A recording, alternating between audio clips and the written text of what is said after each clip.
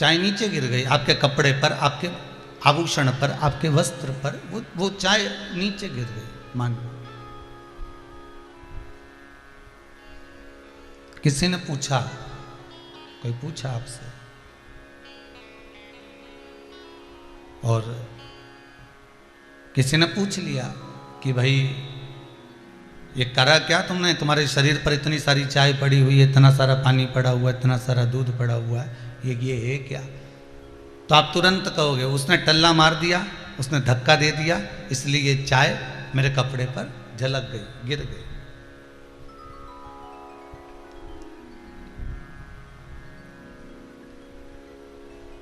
शंकर भगवान पार्वती से कहते हैं कप में चाय थी,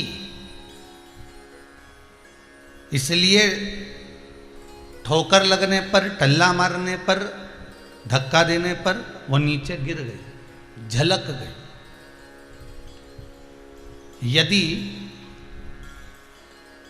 कप में चाय नहीं होती तो झलकती क्या? नहीं। नीचे गिरती क्या? नहीं।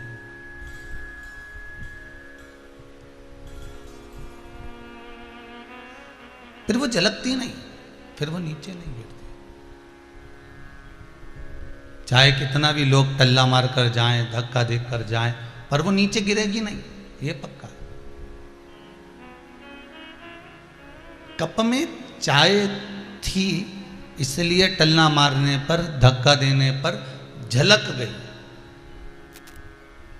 शिव पुराण में भगवान शंकर पार्वती से कहते हैं, सुनो पार्वती, भीतर यदि अहंकार होगा, काम होगा, लोभ होगा, आसक्ति होगी, तृष्णा होगी, वासना होगी, तो संसार के थोड़े से भी टल्ले से, थोड़ी सी भी स्पर्श से वो झलक जाए।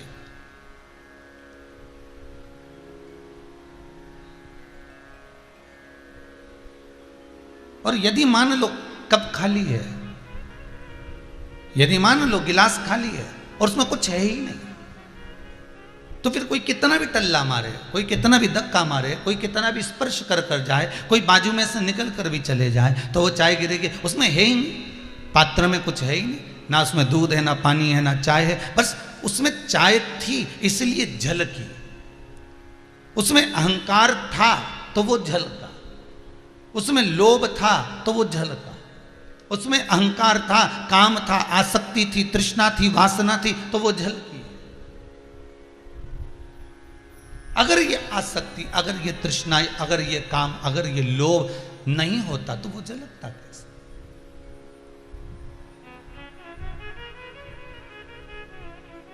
पार्वती, देवऋषि नारद जिस समय पर कामदेव को जीतने के लिए तप साधना करने बैठे थे, तब उन्होंने ब्रह्मदेव से जाकर एक संवाद कहा था। महाराज, अभी तक की शिव महापुराण में अपने जितनी शिव पुराण श्रवण करी है, पिछले वर्ष की भी देख लो, इस वर्ष की भी देख लो, आगे की भी देख लो, चाहे हम जितनी भी शिव पुराण श्रवण कर रहे हैं, उसमें ये जो संवाद आया है कि देवऋषि नारद के भीतर जो अहंकार थोड़ा सा आ गया था, यह अहंकार केवल तप साधना जीतने के बाद नहीं आया, कामदेव को जीतने के बाद नहीं आया। ये देवऋषि नारद के भीतर थोड़ा सा अहंकार का बीज पहले से प्रकट हो चुका था।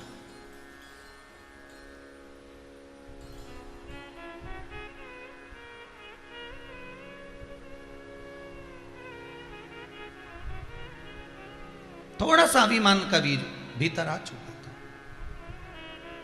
महाराज, बस वही देवऋषि नारद उसी समय पर पार्वती से भगवान शिव कह रहे हैं, शंकर भगवान वर्णन कर रहे हैं, निवेदन कर रहे हैं, शिव जी वर्णन कर रहे हैं महाराज।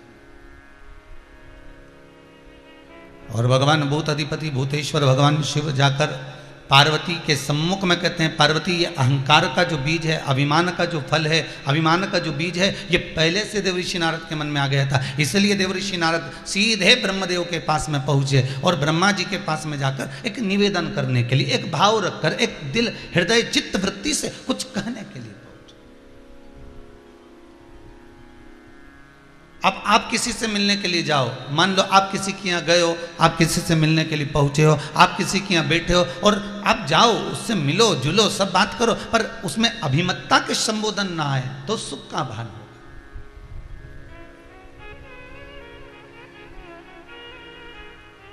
अरे साहब, मैं तो 40 लाख का मकान खरीद रहा हूं। हो, और एक ही नहीं, मेरे पास में तो पहले से 2-2, 3-3 प्लाट पड़े हुए हैं। अच्छा, बहुत बढ़िया। तो उसको बताने की जरूरत क्या? उसने तुमसे पूछा कि तुमने 40 लाख का मकान खरीदा कि 30 लाख का प्लाट खरीदा कि 15 लाख का कुछ खरीदा? उसने तुमसे कुछ पूछा? कुछ भी नहीं पूछा। कोई संबोधन नहीं कहा गया, कोई संबोधन नहीं बोला गया। उसके बाद भी हम डायरेक्ट जाकर कहते कि उसने 40 लाख का मैं तो मकान ले रहा हूँ, मैंने एक प्लाट अपने पास पहले से पड़ा हुआ है, ये चीज़ पड़ी हुई है, वो चीज़ पड़ी हुई है। तो ये संबोधन का सुख नहीं है।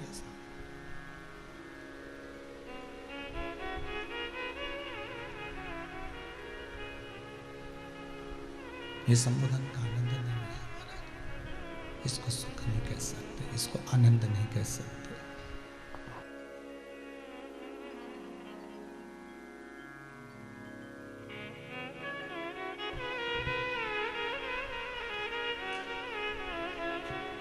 संबोधन का सुख नहीं है।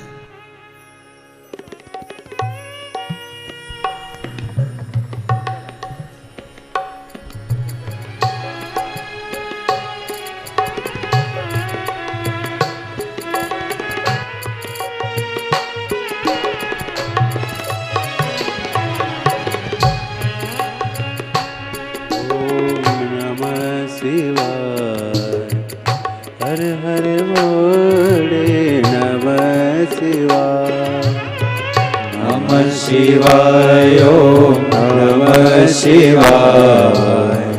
हर हर बोले नमः शिवाय, नमः शिवाय, ओम नमः शिवाय। हर हर बोले नमः शिवाय, नमः शिवाय, ओम नमः शिवाय। नमः शिवाय, ओम नमः शिवाय।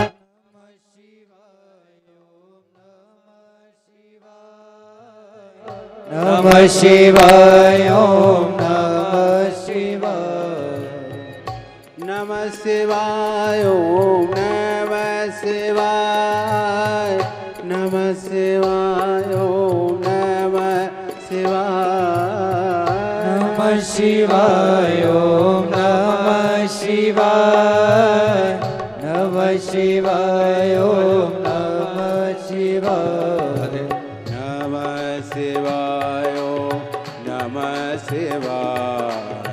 नमः शिवाय, ओम नमः शिवाय। नमः शिवाय, ओम नमः शिवाय। नमः शिवाय, ओम नमः शिवाय। देव ऋषि नारद, ये अहंकार का जो बीज है ना, ये पहले से प्रकट हो चुका है। अभिमान का जो बीज है ना, ये पहले से प्रकट हो चुका है, पहले से जन्म ले चुका है। और वो अभिमान का जो बीज पहले से प्रकट हुआ है ना, ये बीज जो है ना, ये ब्रह्मदेव के सम्मुख में जाकर साक्षी हुआ। ब्रह्मा जी ने पूछा, देव ऋषि नारद कैसे आना हुआ तुम्हारा, आए कैसे हो? तो ब्रह्मा जी के सामने देव ऋषि नारद अपने पिता के सम्मुख में देव ऋषि नारद कर रहे हैं, जो संबोधन देव ऋषि नारद को नहीं करना चाहिए। आप कितना भी कमाओ, आप कितना भी धन एकत्रित कर लो, आप कितनी भी संपदा जोड़ लो, आप कितना भी वैभव बना लीजिए आपका, पर अपने माता पिता और गुरु की साक्षी में, अपने माता पिता और गुरुजन की साक्षी में कभी अपने उच्च स्वर ना निकालिए।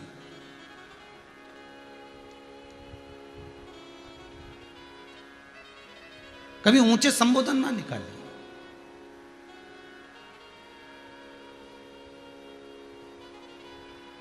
माता के सामने बेटा जाकर कह दे, अरे मम्मी, अरे माता, जो पिता ने नहीं करा, जितना पिता ने नहीं कमाया उससे ज्यादा मैं कमा रहा हूं।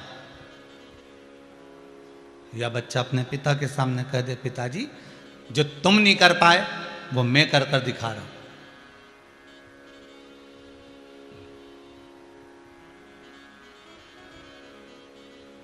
या किसी सदगुरु के सामने, गुरुजन के सामने भी अगर आपने जाकर बोला और गुरु जी के सामने जाकर कह दिया, गुरुदेव जो आपने ज्ञान दिया, ये जितना आप ज्ञान प्रदान कर रहे हो, इससे 4 गुना ज्ञान तो मेरे पास में है। मैं ना जाने काशी पढ़ कर आया, मथुरा वृंदावन पढ़ कर आया, ना जाने कहाँ कहाँ मैंने एकाग्रित कर लिया। सारा ज्ञान इकट्ठा करने के बाद मैं आपके पास में आया हूं, और वो भी गुरु मंत्र लेने के लिए। इसके सिवाय मुझे कुछ भी नहीं चाहिए आपसे, केवल गुरु मंत्र लेना है मुझे, उसके सिवाय मुझे कुछ भी नहीं चाहिए। तब गुरु जी कहेंगे, भैया अच्छा चेला मिला राम जी।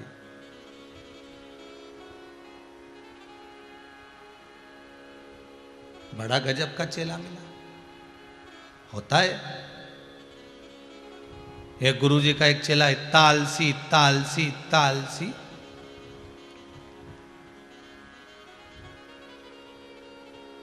रात्रि को आश्रम में बिल्ली घुस गई, बिल्ली प्रवेश कर गई, और जैसे ही बिल्ली प्रवेश करी तो गुरुजी ने सोते सोते आराम से उसको आवाज लगा कर कहा, चेला, ओ चेला। हाँ गुरुदेव। देख तो बेटा वो बाहर जाकर जरा सा देखना, कमरे में बिल्ली घुस गई, आवाज आ रही है गुटर गुटर की, थोड़ा बहुत कुछ कर रही होगी, बर्तन हिला रही होगी, जरा देख ले। तो चेला आवाज लगा कर बोला, गुरुदेव मेरे को तो बिल्ली की आवाज आ ही नहीं रही है। गुरुजी ने कहा, अच्छी आफत हुई दादा। फिर गुरुजी ने कहा, बेटा बाहर पानी आ रहा है, गाय बंधी हुई है खूंटे से, उसको छोड़कर अंदर बांध दिया। चेला बोला, गुरुजी आपके होते हुए मैं किसी को बंधन से मुक्त कैसे कर सकता। गुरुजी बोले, गजब। अब आलसी तो चेला था, आपके होते हुए मैं किसी को बंधन से मुक्त कैसे कर सकता हूं, मैं कैसे जाकर उस गाय को खोल सकता हूं। ये काम तो आप कर सकते हो, बंधन से मुक्त करना ये तो गुरु का काम है, चेले का नहीं। इसलिए आप चले जाओ, और उसको खोलकर अंदर बांध दिया। रात्रि हो गई, सोने लगे। अब नींद लगने लगी तो गुरुजी ने कहा, बेटा वो दिए की रोशनी को कम कर दे, थोड़ा दिया बंद कर दे। चेला बोला, गुरुजी आपने तो सिखाया है जिंदगी में लोगों के प्रकाश करो, अब मैं उठ के जाऊं और अंधकार करूं तो ये मुझे अच्छा थोड़ी ना लगेगा, ये तो गुरु ही कर सकता, ये गुरु के सिवा कोई नहीं कर सकता।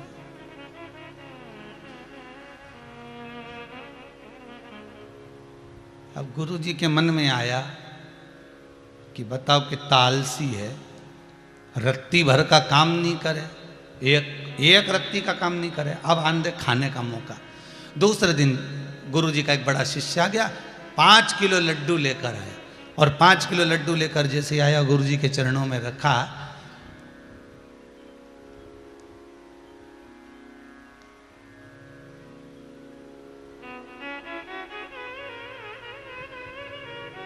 और रखते से ही बड़े शिष्य ने छोटे शिष्य को बुलाया, आओ महाराज आप भी थोड़ा सा मीठा खा लीजिए। दौड़ कर आया तो गुरुजी ने कहा, नहीं नहीं नहीं, इन्होंने संकल्प लिया है आश्रम में जब तक रहेंगे दूसरे के घर का अन्न नहीं खाएंगे। चेला ने मन में सोचा, बताओ गजब का हाल है, बड़ी मुश्किल से तो खाने को लड्डू मिला था आश्रम में इतने दिनों के बाद, और मालूम पड़े गुरुजी ने उसमें भी भांजी मार दी। गुरु के सम्मुख में, माता के सम्मुख में, पिता के सम्मुख में कभी ऊंचे शब्दों का संबोधन नहीं होना, कभी ऊंचे शब्दों का संबोधन ना हो, ना माता के सम्मुख में हो, ना पिता के सम्मुख में हो, ना गुरु के सम्मुख में हो। पर ब्रह्मा जी, तो ब्रह्मा जी ने पूछा तप साधना करो, दुनिया करती है, इतने सारे 33 कोटि देवता हैं, कोई ना कोई तप साधना करते ही रहते हैं, और भक्त लोग भी तप साधना करते हैं, आप भी तप साधना करो, मना कौन करता है। पर ब्रह्मा जी के सामने देवऋषि नारद ने जो संबोधन कहा कि तप साधना करूंगा तो ऐसी तप साधना करूंगा, ऐसी तप साधना करूंगा जैसी तप साधना कोई ना कर पाया हो, वो तप साधना मुझे करना।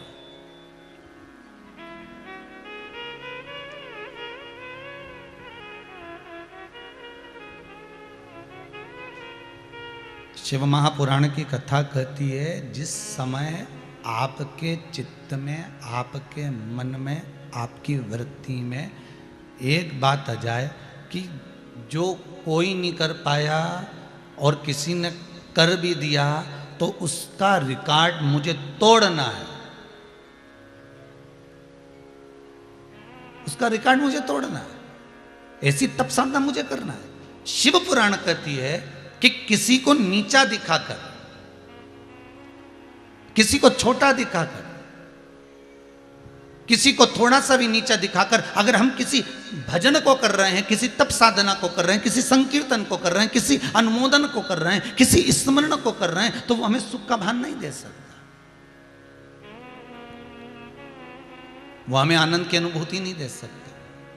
भगवान शंकर पार्वती जी से कह रहे हैं, नारद जी के मन में ये अहंकार का जो बीज है ये पहले से आ चुका था, ये तो केवल नारद ने तप कर कर साधना कर कर मेरे सम्मुख में आकर जो कहा, ये तो अहंकार का कप, अर्थात जो थोड़ा सा चाय भरी थी कप के अंदर वो झलकी है, केवल ठेक लगने से, केवल टुल्ला लगने से, केवल थोड़ा सा स्पर्श हो जाने से, थोड़ा सा धक्का लग जाने से वो चाय झलक गई। व्यक्ति के भीतर का अभिमान कब झलकता है, व्यक्ति के भीतर का अहंकार कब झलकता है? थोड़ा सा टल्ला लगा, मतलब किसी ने कहा, वाह साहब वाह, बहुत बढ़िया, तुम्हारे बराबर दुनिया में कोई दान नहीं कर सकता, तुम्हारे बराबर दुनिया में कोई पुण्य नहीं कर सकता, तुम्हारे बराबर दुनिया में कोई सत्कर्म नहीं कर सकता। बस ये थोड़ा सा जो टल्ला लगा है, थोड़ा सा जो धक्का लगा है, इस धक्के के बल पर बस वो चाय झलक गई, अहंकार झलक गया, अभिमान झलक गया, काम झलक गया, आसक्ति झलक गई, तृष्णा झलक गई, ये वासना, आसक्ति, तृष्णा सब झलक गई, थोड़ा सा टल्ला।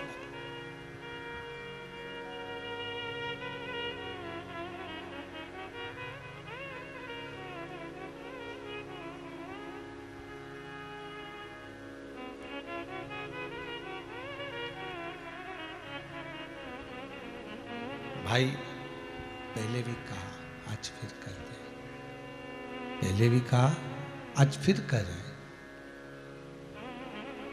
संसार के मनुष्य को यदि अभिमान आता है, संसार के मानव को यदि अहंकार आता है, तो उसको संत सदगुरु संभाल लेता है। गुरु को यदि अहंकार आए तो सदगुरु संभाल लेता है। सतगुरु को यदि अहंकार आए तो उसको देवऋषि नारद संभाल लेते हैं, और अगर देवऋषि नारद को ही अहंकार आ जाए तो उसको कौन संभालेगा? तो शिव महापुराण की कथा में पार्वती जी को शिव जी यही कह रहे हैं कि इसको कोई दूसरा नहीं संभालता, पार्वती उसको देव आदिदेव महादेव ही संभालता है।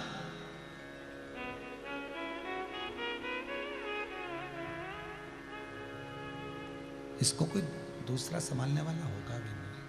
संभालेगा तो देव आदिदेव महादेव ही संभालेगा, संभालेगा तो केवल शंकर ही संभालेगा, संभालेगा तो केवल शिव ही संभालेगा।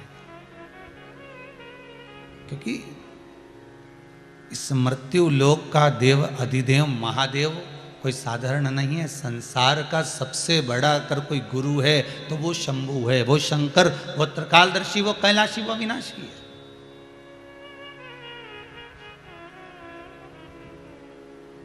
पार्वती, ये नारद वंचित है गुरु मंत्र से,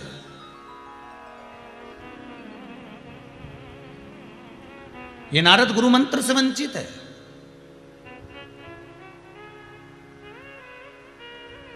और ना मानो तो हम तुमको सिद्ध कर कर बता सकते हैं कि नारद के भीतर अगर अहंकार आया है तो क्यों आया है। गर्ग संहिता में एक बात बहुत सुंदर लिखी है, गुरु अपने शिष्य को कभी नहीं बदलता।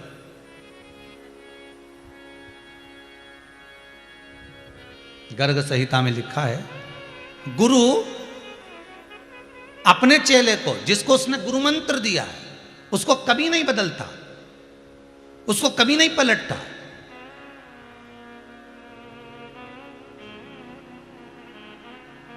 कई लोग कहते हैं साहब ये गुरु मंत्र ले लेगा तो थोड़ा सा बदल जाएगा, ये गुरु मंत्र ले लेगा तो थोड़ा पलट जाएगा। गुरु, गर्ग संहिता कहती है कि गुरु अपने शिष्य को कभी नहीं बदलता, गुरु अपने चेले को कभी नहीं पलटता, उसको बदलता नहीं है, पलटता नहीं है, बस गर्ग संहिता कहती है गुरु एक काम करता है कि उसकी दृष्टि को बदल देता है, चेले को नहीं बदलता।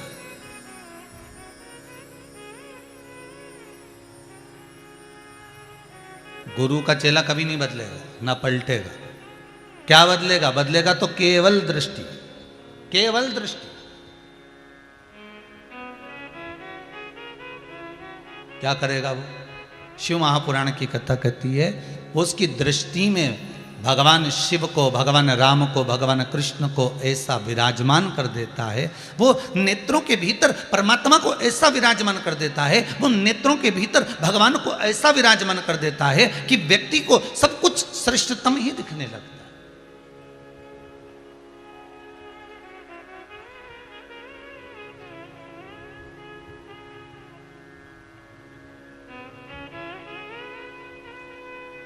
जैसे भगवान विष्णु को हर कंकर में शंकर नजर आ रहा था, प्रत्येक कंकर के अंदर भगवान विष्णु को शंकर दिखे, अर्थात दृष्टि पर चश्मा चढ़ गया शिव का।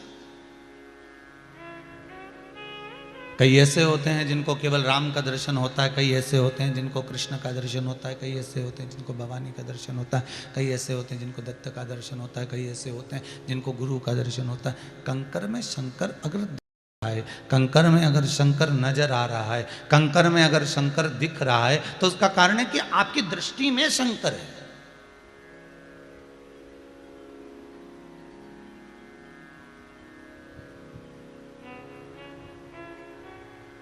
आपकी दृष्टि में शिव समाया हुआ है कि खानो नहीं भावे मन, पीनो नहीं भावे रे, दौड़ दौड़ मन सत्संग जावे रे, कि मैं तो शिव की दीवानी ऐसी हो गई रे, सपनों में आवे मारा त्रिपुरारी। वो शिव दिखे मुझे।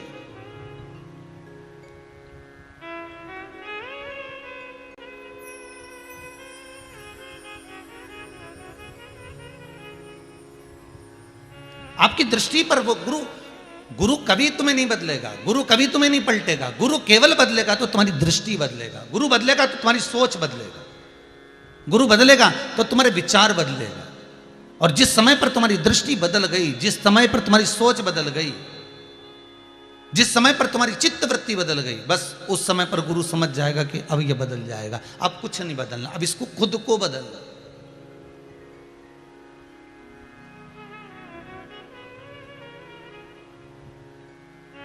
देव ऋषि नारद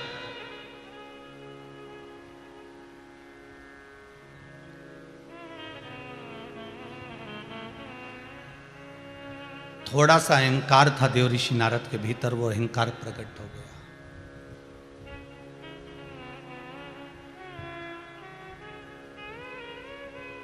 एक बात आपसे कहें, जितने लोग आस्था चैनल पर कथा सुन रहे हैं,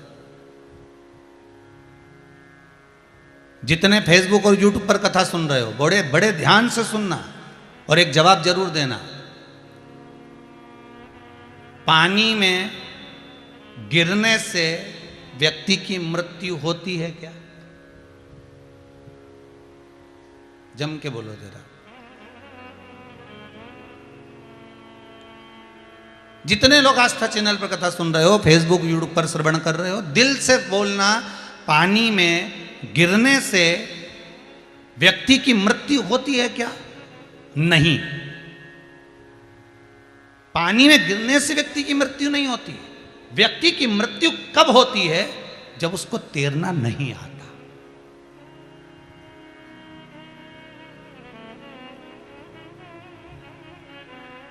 अगर व्यक्ति को तैरना आता है तो उसकी मृत्यु नहीं हो सकती, पानी कितना भी गहरा।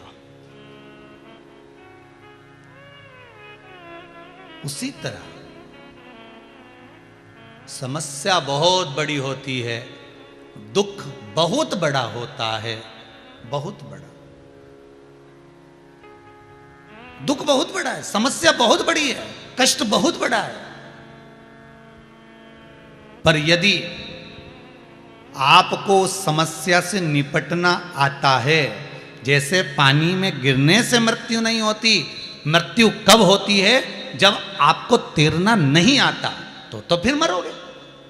समस्या बहुत बड़ी है, दुख बहुत बड़ा है, कष्ट बहुत बड़ा है, पर उस समस्या से निपटना यदि आपको आता है, आप शिव महापुराण की कथा को श्रवण करते हो, आप शंकर का अनुमोदन करते हो, आप भगवान का भजन करते हो, और आपका विश्वास अगर प्रबल है और भगवान की भक्ति में अगर आप डूबे हुए हो, तो समस्या कितनी भी बड़ी होगी, दुख कितना भी बड़ा होगा, अगर आपको निपटना आता है, उस समस्या का निवारण यदि आपको आता है, तो आपको भीतर दुख प्रवेश नहीं कर सकता, समस्या आपको घेर नहीं सकती, आप उससे बाहर निकल जाओगे, उभर जाओगे।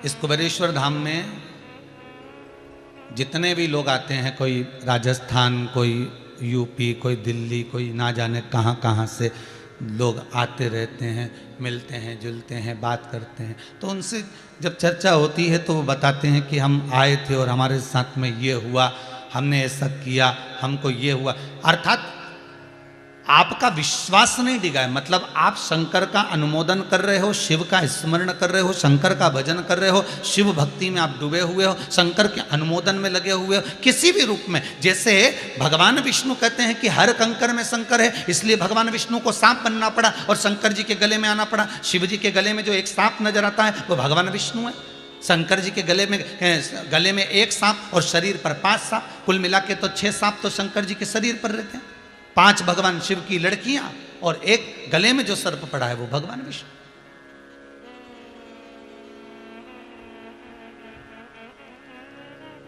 पानी में गिरने से कोई नहीं मरता, मरता जब है जब उसको तैरना नहीं आता।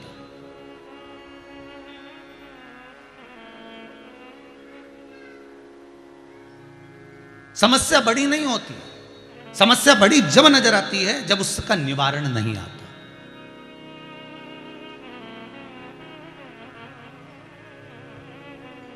आप उस परमात्मा के नज़दीक में जब पहुंच रहे हो, आप उस परमात्मा के करीब में जब जा रहे हो, उस परमात्मा के नज़दीक में जब आप प्रवेश कर रहे हो, तो आपके भीतर ये भाव होना चाहिए कि कितनी बड़ी भी समस्या है, अगर परमात्मा खड़ा है तो फिर दुख किस बात का। शबरी अम्बा को बार बार जितने संत निकल कर जाते थे, जितने गुरुजन निकल कर जाते थे, शबरी अम्बा से कहते थे, अरे ओ शबरी, रोज बुआरी लगाती है, रोज झाड़ू लगाती है, रोज रंगोली डालती है, रोज सेज बिछाती है, और कई लोग तो हंसकर भी जाते थे, जितने जितने कई लोग ज्ञान की बात कह जाते थे, शबरी एक दिन भगवान तुझे जरूर मिलेगा। और कोई कोई कहता था, हो पागल है ये, तुम बावरी हो गई, ये तो बावरी हो गई, ना जाने क्या इसके बुद्धि में आया हुआ है, रोज बुआरी लगाती है, रोज झाड़ू लगाती, रोज सेज बिछाती। पर शबरी की चित्त वृत्ति में मातंग बाबा का संबोधन, मातंग ऋषि का शब्द एक बुद्धि चित्त में आ गया था कि मुझे दर्शन देने के लिए राम जरूर आएंगे। ये शबरी अम्बा के हृदय में बैठ गया था। फिर दुख कैसा भी हो, कोई कितना भी ताना दे, कोई कितनी भी गाली दे, कोई कितना भी अपशब्द कहे, पर शबरी अम्बा की चित्त वृत्ति में यह संजो गया था कि मेरे को राम का दर्शन होगा ही,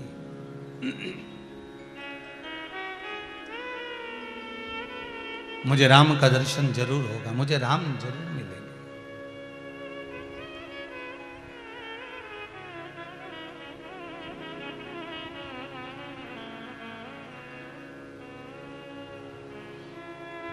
भाव था शब्द, शबरी संवारे रास्ता, आएंगे राम जी, मेरा भी धन्य जीवन बनाएंगे राम जी।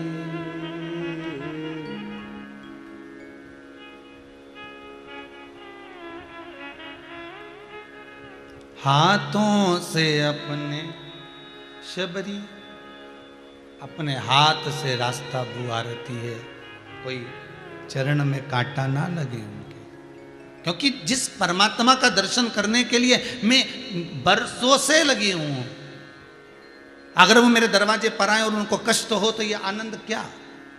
बहुत ध्यान दीजिएगा इस प्रसंग पर भी कि हम मंदिर रोज जा रहे हैं, भगवान का दीदार करने के लिए, भगवान का दर्शन करने के लिए, भगवान का स्मरण करने के लिए। और हमारे कारण अगर किसी को कष्ट हो तो वो मंदिर जाने का कोई सुख नहीं है।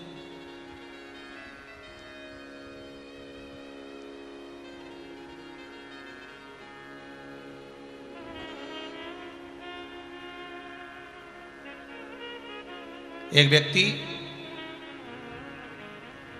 हर 15 दिन में ब्लड दान करता था।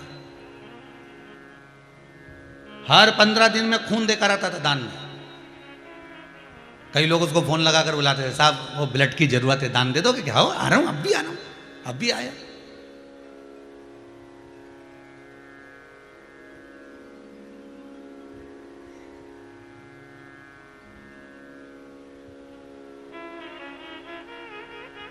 अब उसका हर जगह पे सम्मान होने लगा। साहब इसने कम से कम 100 जगह पर ब्लड दान दिया, ब्लड डोनेट किया। उसको बड़े बड़े प्रमाण पत्र मिलने लगे। बड़ा बड़ा प्रमाण पत्र उसको मिला कि इसने 100 जगह पर, 50 जगह पर, 60 जगह पर, 70 जगह पर इसने ब्लड दान दिया, ब्लड डोनेट करा, इसने खून दिया है।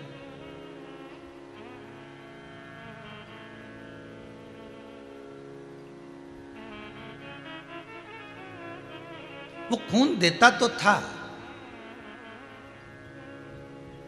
पर परिवार में, कुटुंब में कोई शब्द ऐसा बोल जाता था कि ना जाने कितनों का खून जला भी देता था। कितना सुंदर कहा है महाराज जी। यह जरूरी नहीं है कि आप किसी को खून दोगे, रक्त दोगे तब उसको प्रसन्नता मिलेगी। शिव महापुराण की कथा तो यहां तक कहती है कि आप अपने मुख से अगर प्रेम की वाणी बोल दोगे और उसके चेहरे पर प्रसन्नता आ गई, उसके चेहरे पर आनंद आ गया, उसके चेहरे पर स्माइल आ गई और उसका आपकी वाणी से उसका हृदय, चित्त वृत्ति प्रसन्न चित्त हो गई, तो समझ लेना कि आपने ब्लड डोनेट कर दिया, आपने खून दे दिया है उसको, आपने ब्लड दान कर दिया है उसको।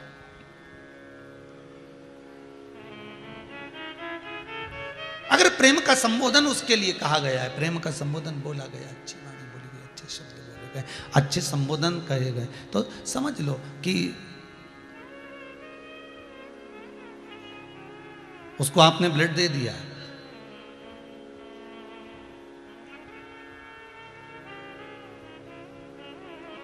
देव ऋषि नारद का कोई गुरु नहीं है।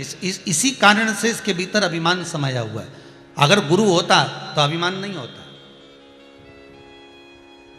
बहुत सुंदर वाक्य महाराज, अगर गुरु होता तो अभिमान नहीं होता। तो कई लोग ऐसा भी कहते हैं महाराज जी, कई लोगों ने तो गुरु मंत्र ले रखा है, फिर इतना अहंकार क्यों करते हैं? उसका कारण है कि यह केवल गुरु पूर्णिमा भाई गुरु जी के पास जाते हैं, बीच में गुरु जी के पास गए नहीं। फिर वही वाली बात याद कर लीजिए, गुरु धोबी शिष्य कपड़ा साबुन सृजनहार, सतसंग शिला पर धोइए निक से रंगा पार। अर्थात गुरु के पास जाते रहने पर, गुरु के पास में पहुंचते रहने पर गुरु उसको साफ निर्मल कर देता है, गुरु उसको क्लीन कर देता है, साफ कर देता है।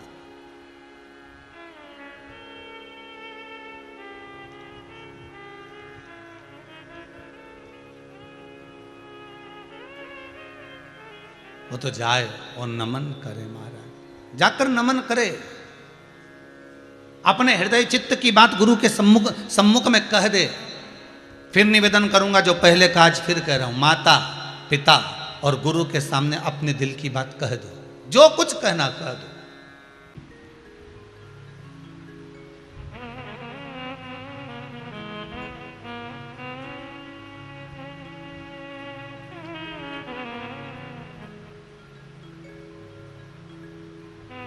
ब्रह्मा जी चाहते ना तो देवऋषि नारद से कह सकते थे, सुन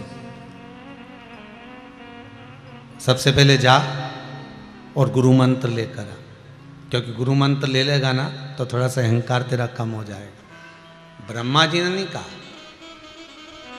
ब्रह्मा जी तो सीधे भगवान विष्णु के पास पहुंच गए। नारायण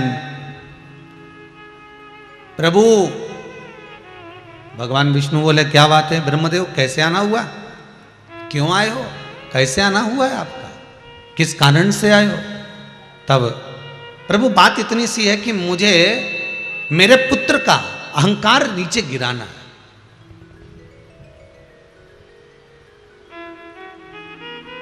और कोई इसको सदगुरु मिल जाए, ऐसा कोई एक गुरु ऐसा जीवन में मिल जाए जो इसके जीवन को सार्थक बना दे, ऐसा कोई गुरु मिल जाए, तब ठीक है। भगवान विष्णु ने कहा कल ही लो, और भगवान विष्णु ने एक सभा बुलाई। भगवान विष्णु ने एक सभा बुलवाई, सारे 33 कोटि देवताओं को बुलवाया, सारे देवता आकर विराजमान हुए। और जैसे ही देवता आकर विराजमान हुए, थोड़ी देर बाद देवऋषि नारद आ गए। श्रीमन नारायण श्रीमन नारायण श्रीमन नारायण। जैसे ही नारद जी आए, इतने में तुरंत सारे देवताओं ने उनको प्रणाम करा, और प्रणाम करने के बाद सारी कुर्सियां भरी हुई थी, एक भी कुर्सी खाली नहीं छोड़ी देवता। कुर्सी भी उतनी लगवाई जितने देवता थे, उसके सिवा कोई कुर्सी नहीं। साधु सन्यासी तपस्वी साधक उपासक संत महात्मा सबको बिठा दिया, जगह जगह पर ले जाकर सबको विराजमान कर दिया। सब बैठ गए, सब जहाँ जहाँ बैठना था वहाँ बैठ गए। आखिरी में देवऋषि नारद आ रहे हैं, आखिरी में देवऋषि नारद पहुँच रहे हैं। और देवऋषि नारद आखिरी में जब आए, आते से उन्होंने भगवान विष्णु को प्रणाम करा, ब्रह्मा जी को प्रणाम करा, सबको प्रणाम कर देवऋषि नारद ने पूछा मैं कहाँ बैठूं?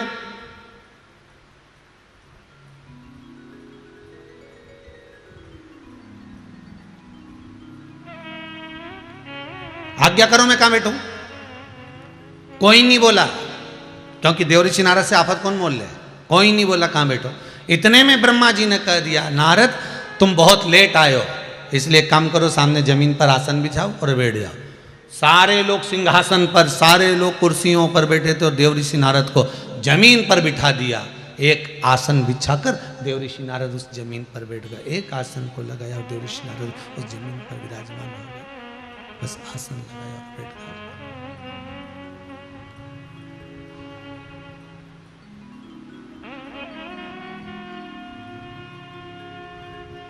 अब आप लोग बोलेंगे गुरुजी ये कथा कहां से लेकर आए हो कि नारद जी को जमीन पर बिठाया?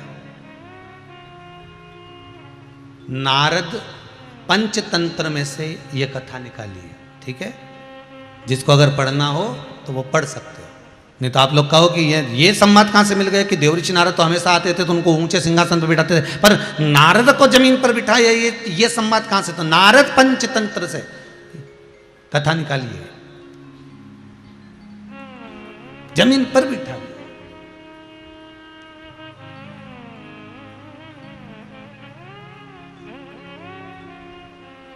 अब नारद जी के तो कांटे से खून नहीं, नारद जी के तो मन में, भक्ति में, चित्त में ये बात तो राजी नहीं हो रही नारद जी के कि भाई मुझे जमीन पर बिठाया।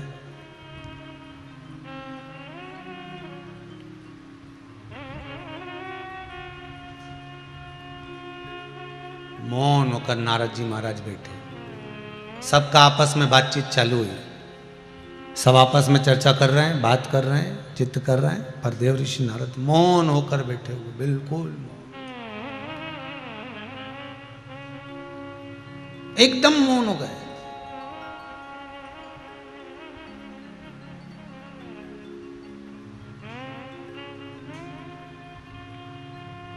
दुनिया का सबसे बड़ा आभूषण है मौन रहना।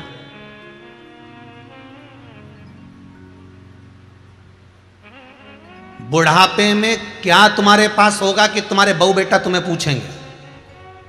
बुढ़ापे में क्या तुम्हारे पास होगा कि तुम्हारे परिवार वाले तुम्हें 2 रोटी दे देंगे? बुढ़ापे में क्या तुम्हारे पास में होगा कि तुम्हारे रिश्तेदार भी तुम्हें पूछ लेंगे? धन नहीं,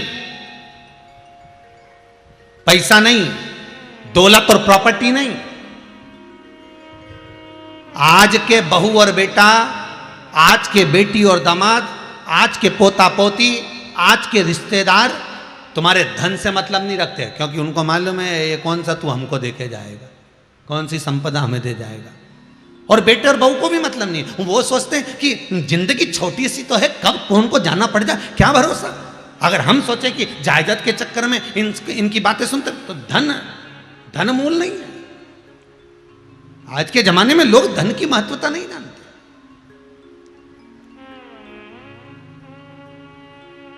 क्या तुम्हारे पास में हो कि तुम्हारे बहू बेटा भी तुम्हें सम्मान दे? क्या तुम्हारे पास में हो कि तुम्हारे रिश्तेदार भी तुम्हारा सम्मान दे?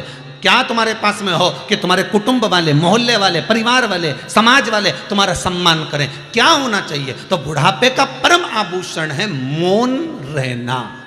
बुढ़ापे का परम आभूषण है चुप रहना और मीठी वाणी बोलना। अब तुम्हारे पास धन तो बहुत सारा है, तुम नौकर भी रख लिए 15 और रोज किसी को गाली दो, नौकर भग जाए, फिर अगला ढूंढ के लाओ, फिर गाली दो ने फिर भग जाए, फिर ढूंढ के लाओ, फिर गाली दो ने फिर भग जाए। तो धन का कोई मीत नहीं है। उनको तो मीठी वाणी चाहिए, उनको मौन चाहिए, उनको चुप चाहिए। जितना जितना अवस्था बढ़ती चली जाती है, जितनी जितनी अवस्था आगे बढ़ती चली जाती है, शास्त्र कहता है उतना चुप रहने की आदत डाल लेना चाहिए कि अब हमको नहीं बोलना। क्यों? हम बोलेंगे और बहू को बुरा लगेगा, हम बोलेंगे बेटे को बुरा लगेगा, वो कुछ भी करेंगे और हम अगर मना भी करेंगे और वो मानने वाले तो है नहीं, इसलिए बोलकर क्यों बुरे हो? इसलिए क्या किसको रोइए, चादर तान के सोइए। आग लगे बस्ती में, अपन रहो मस्ती में।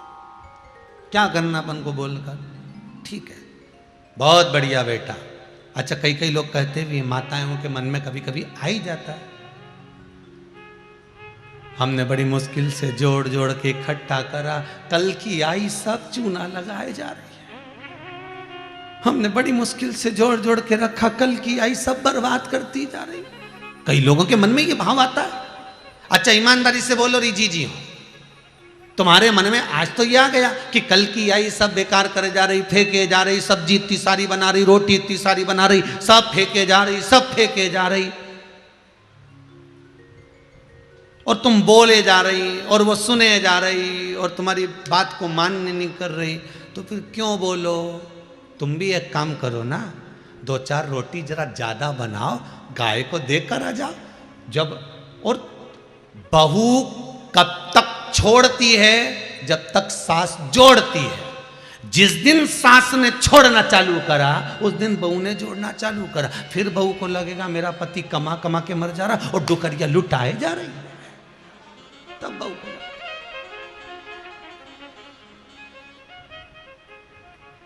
तब लगेगा।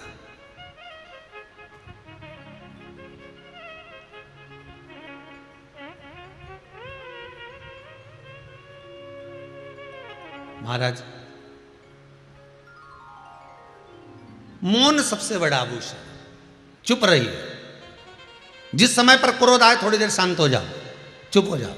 जिस समय पर तुम किसी से झगड़ा करने जा रहे हो, 15 मिनट और घर में आकर बैठ जाओ और कह देना 15 मिनट बाद तेरे पांव तोड़ दूंगा, रुक जा भैया। और 15 मिनट आराम से बैठो, थोड़ी देर शिव महापुराण की कथा सुन लो, थोड़ी देर बैठ आनंद से पत्नी के साथ, बच्चों के साथ खूब प्रेम से खूब अच्छी अच्छी बात कर लो। उसके बाद फिर झगड़ा करने जाओ, झगड़ा हो जाएगा।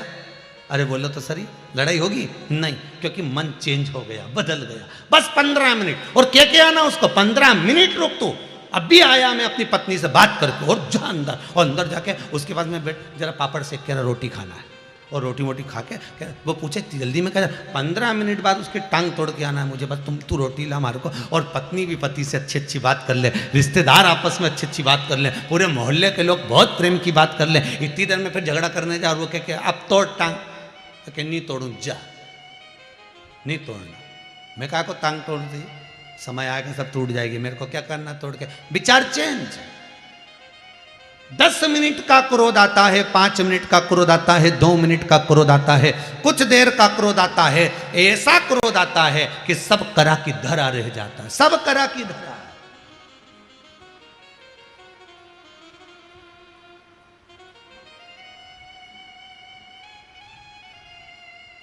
आज कोई आए थे और वो बोल रहे थे, गुरुदेव मेरा पति 6 महीने से जेल के अंदर पड़ा हुआ है, बड़ी दुखी हूं। मैंने पूछा बहन ऐसा क्या हो गया कि तेरा पति जेल में पड़ा? बस खेत पे पानी देने गया था, वो जरा सी मेड़ का चक्कर था, और उधर से हमारा जेठ का लड़का निकल के जा रहा था और उसके दोस्तों के साथ में, और उसने जरा सी मोटरसाइकिल को इस मेड़ पे चढ़ाकर सोयाबीन में से, पिछले गेहूं में से थोड़ा 2 चांस में से ऐसा गाड़ी को निकाल लिया। अब बताओ गेहूं कितने का होगा? जिस पे गाड़ी चढ़ी होगी वो कितने का गेहूं होगा? अंदाजा लगाना जरा जरा सा, कितने का होगा? 3,000 रुपये कुंटल। तो क्या 1 कुंटल पे पूरे पे गाड़ी चला दी क्या उसने? कितने पे चढ़ाई होगी? ज्यादा से ज्यादा 200, 300, 400 रुपए का गेहूं, उतने में चढ़ी होगी गाड़ी। पर क्रोध इतना आया, और वहीं मेरे जेठ के लड़के से लड़ाई हो गई मेरे पति की। इतना झगड़ा हुआ, और वो टी रखी हुई थी। टी कौन सी? वो पाइप में लगाने वाली टी रखी हुई थी। और बस झगड़े में वो मेरे पति ने जरा सा उसको मारा होगा। वो मारा तो वो सिर पे लग गया तो वो मई की मई मर गया। अब क्रोध कितनी देर का था? मात्र जरा सी देर का। अब क्या हो रहा है? भुगतना कितना पड़ रहा है? पड़ेगा।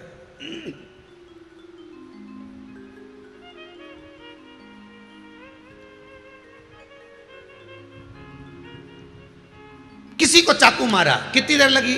अरे बोले तो जम के, कितनी देर लगी? 5 मिनट, 10 मिनट, 15 मिनट। भोगना कितना पड़ा? दंड कितना भोग रहे हो? पहले ले जाकर जेल में बंद करा, बंद करने के बाद केस चलता रहा, केस चलने के बाद निर्णय आया 10 साल के लिए इसको आजीवन कारावास के इसको पटक। तो तेरा अकेले को दंड नहीं मिला, पूरे परिवार को दंड मिला। वो भी तड़प रहे हैं तुझसे मिलने के लिए, वो भी तरस रहे हैं, और तू भी तरस रहा। जरा सी देर का चाकू मारा, जरा सी देर का कुछ काम कर दिया, भोगना कितना पड़ा? कितना? यही जीवन है। व्यक्ति जरा सा कर्म बुरा करता है, जरा सा झूठ बोलता है, छल करता है, प्रपंच करता है, बेईमानी करता है, जरा सा काम बुरा करता है, भोगना कितना पड़ता है वो तो देखो। चाकू तो जरा सा मारा, भोगना कितना पड़ा? 10-20 साल। उसी तरह कर्म हमने बेकार करा, भोगना कितना पड़ा? संसार सागर में आकर 84 लाख योनियां ऐसे ही नहीं मिल गई है, केवल कर्म को भोगने के लिए मिली है। भोगो, जो करा है उसको भोगना पड़ेगा।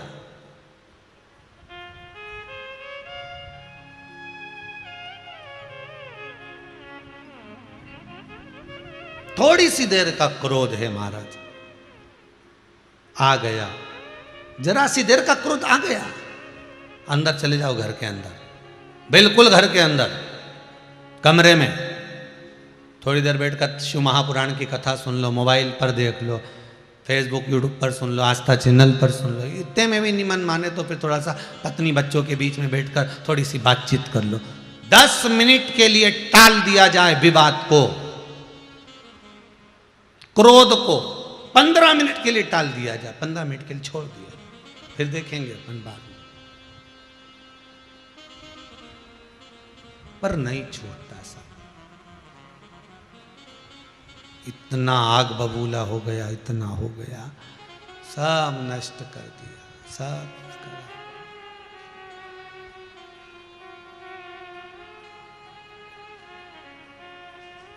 बस वो नष्टता की। देवऋषि नारद को देखकर ब्रह्मा जी यही विचार कर रहे हैं कि बहुत अच्छा है देवऋषि नारद।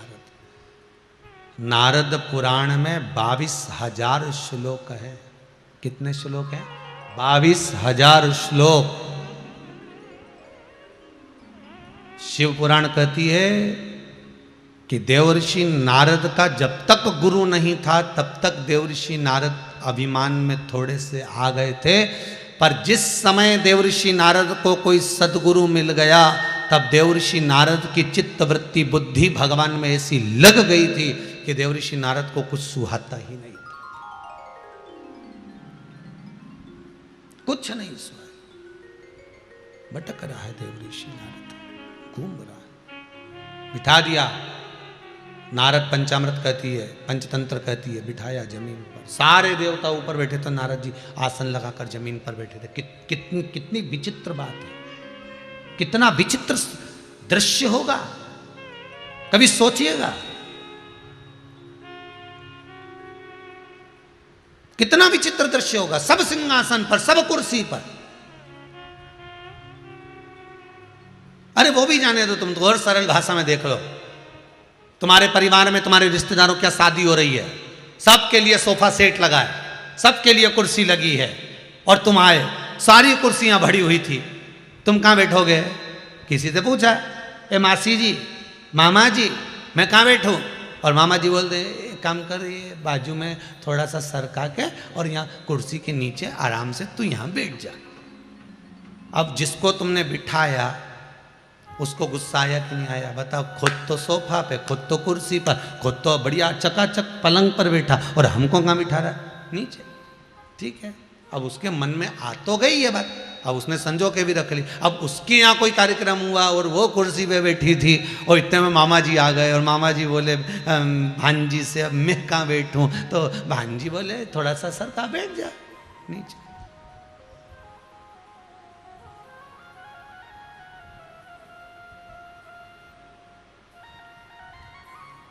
बड़ा विचित्र संसार है।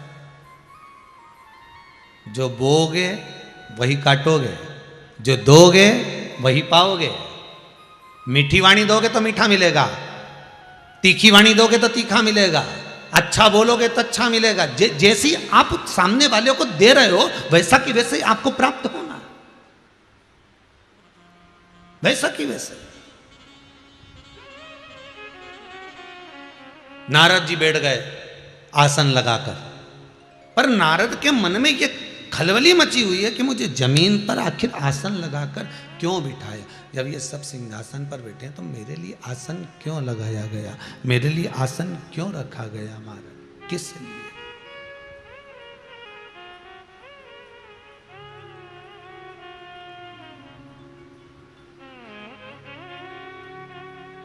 नहीं माने तो पूछ लिया कारण क्या है,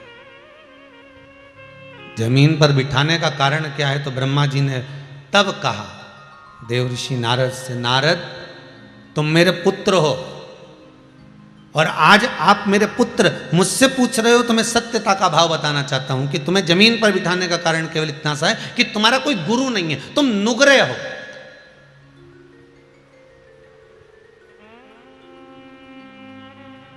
तुमने किसी से गुरु मंत्र नहीं लिया।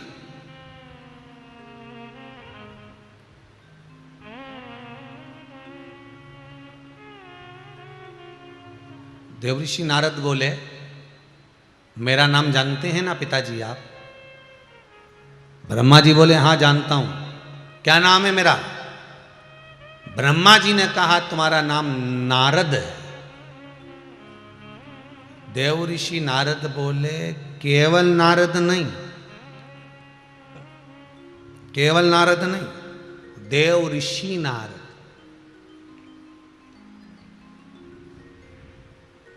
अब माता पिता के आगे संबोधन देने की क्या जरूरत है?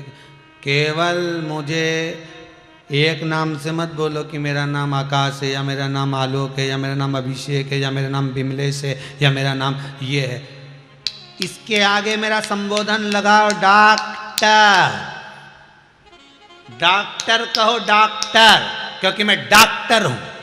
तो इतने में अंदर से जो माँ निकल कर आती है ना मम्मी, और वो आते से ही बोलती है एक ही दिया नहीं तो डा इधर जाएगा ना टा उधर जाएगा। मेरे लिए तू मेरा बेटा है, डॉक्टर नहीं है। मेरे लिए तू मेरा पुत्र है, इंजीनियर नहीं है। मेरे लिए तू मेरा पुत्र है, सीए नहीं है। मेरे लिए तू मेरा पुत्र है, कलेक्टर नहीं है। मेरे लिए तू मेरा पुत्र है, एसपी और डीएसपी नहीं है। मेरे लिए तू मेरा पुत्र है, मंत्री और संतरी नहीं है। मेरे लिए तू मेरा पुत्र है, पीएम और सीएम नहीं है। तू केवल मेरा पुत्र है। और माता के सामने कोई संबोधन नहीं होता साहब, कि बेटा कितने भी बड़े पद पर बैठ जाए। पिता के सामने कोई संबोधन नहीं होता, बेटा कितने भी बड़े संबोधन पर, कितने बड़े पद पर बैठ जाए। गुरु के सामने कोई संबोधन नहीं होता कि आपके पास में कितनी सत्ता है, कितनी जमीन, कितनी जायदाद, कितना धन, कितना वैभव और कितना सामान है। गुरु को मतलब नहीं है साहब। तुम्हारे पास में कितनी गाड़ियां हैं, गुरु को मतलब नहीं। तुम्हारी कितनी बसें चल रही हैं, गुरु को मतलब नहीं। तुम्हारे कितने टाकी चल रहा है, गुरु को मतलब नहीं है। अगर असली संत होगा, सदगुरु होगा, उसको कोई मतलब नहीं कि तुम्हारे पास क्या है। गुरु तो ये देखता है कि गाड़ी से मतलब नहीं, गुरु ये देखता है कि भजन कितना है, स्मरण कितना है, नाम जाप कितना है, नाम कीर्तन कितना है, कितनी भक्ति करता है, कितनी देर भगवान का भजन करता है, कितनी बार मंदिर में जाकर आसन लगाकर बैठता है, कितनी देर बैठकर शिव का अनुमोदन करता है, कितनी देर बैठकर शंकर को जल चढ़ाता है। गुरु ये देखता है। गुरु ये नहीं देखता गाड़ी कितनी, बंगला कितना। साहब जब लोग आते हैं ना गुरु जी के सामने तो बड़ा बड़ा संबोधन देते, साहब ये उनके पिए हैं। अच्छा बहुत बढ़िया साहब, इनकी इतनी गाड़ियां, ओहो इनकी इतनी दुकानें, ओहो इनका ये है। गुरु का क्या करना? तुमने कौन सा गुरु जी को गाड़ी दे दी, तुमने कौन सा गुरु जी को अंबारियां दे दी? गुरु का मतलब नहीं है। गुरु तो यह जानना चाहता है कि इसका भजन कितना है।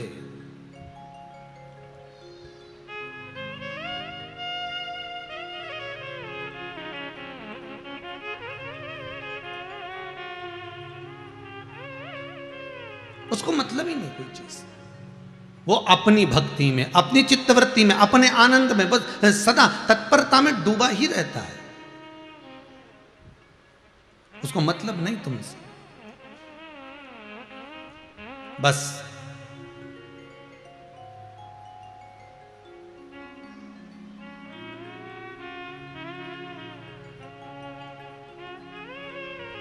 देव ऋषि नारद का ये अहंकार 33 कोटि देवताओं को दिख गया।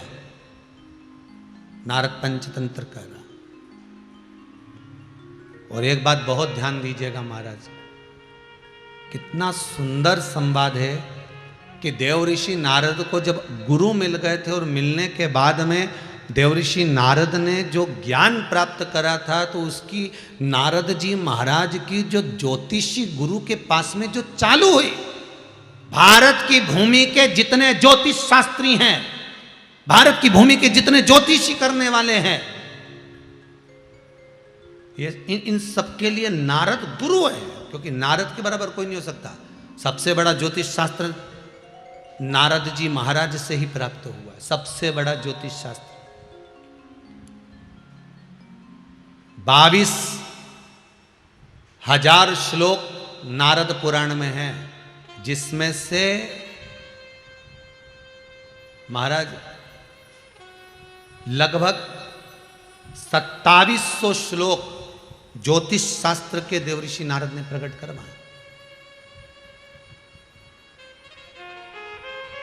ये जितना ज्योतिष शास्त्र चलता है ना, ज्योतिषी देखने वाले देखते हैं, सब नारद की कृपा। केवल गुरु मिला और सवर गया। गुरु का काम ही यही है, पत्थर को चमका दे, बस वो कांच के टुकड़े को चमका कर रख दे, वो गुरु है। देव ऋषि नारद ने कहा, पिताजी आप मुझे केवल नारद कह रहे हो। तो ब्रह्मा जी ने पूछा, और क्या बोलूं बता दे तू। तो नारद जी बोले कि आप मुझे केवल नारद बोल रहे हो? हाँ, अब तू बता क्या चाहता है। तो कि आप केवल नारद ना बोलिए, मुझे बस एक बात और याद रख लो कि मेरा नाम देव ऋषि नारद है। मैं देव ऋषि हूं।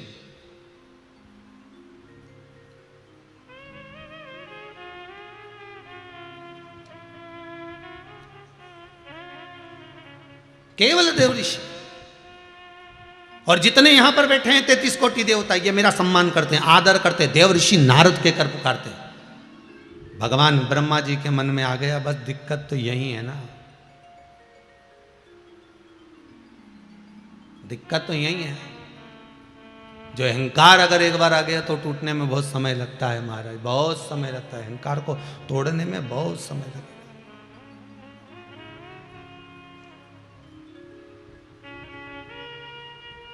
बहुत समय। ब्रह्मा जी से पूछा देव ऋषि नारद ने, मुझे क्या करना चाहिए, मैं क्या करूं, आप बताओ। भगवान ब्रह्मदेव ने कहा, एक काम करो, कोई असली गुरु ढूंढ लो, कोई असली गुरु। शिव महापुराण की कथा कहती है, नारद जी ने तप करने से पहले,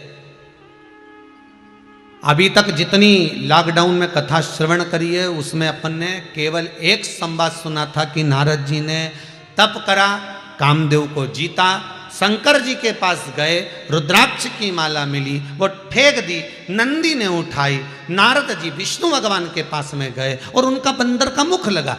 ये कथा तो अपन सुन चुके हैं, पर इस गुरु शिव महापुराण की कथा जो चल रही है, जिस कथा में गुरु के महत्व को हमें जानना है कि देवर्षि नारद के गुरु कौन थे, पार्वती के गुरु कौन थे, शंकर के गुरु कौन थे, भगवान कृष्ण के गुरु कौन थे, राम के गुरु कौन थे, उनका संबोधन जो हमको जानना है।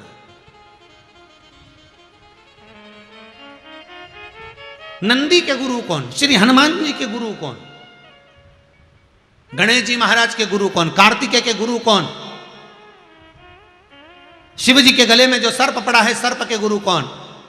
भगवान विष्णु के गुरु कौन? कोई तुमसे पूछ ले इनके गुरु हैं कौन, उनका संबोधन सुनाइए, जरा लेकर आइए कि इनके गुरु हैं कौन, आखिर कौन गुरु है, वो संबोधन को सुनना चाहिए।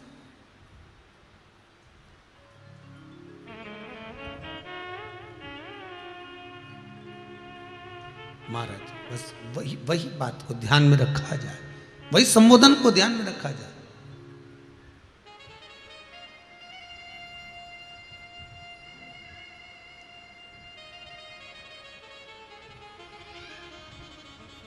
जाइए गुरु मंत्र ले लो, कोई असली गुरु मिल जाए जीवन में तो मंत्र जरूर ले लो। फिर कहेंगे पानी पियो छान और गुरु करो जान। 50 बार विचार करना तब गुरु मंत्र लेना। साहब जिंदगी का सवाल है, जिंदगी का सवाल। मन को छू जाए कि ये गुरु मंत्र मिलेगा तो इससे मुझे शिव मिलेगा, तो समझ लो कि गुरु दीक्षा लेना, गुरु मंत्र लेना सार्थक है, वरना नहीं।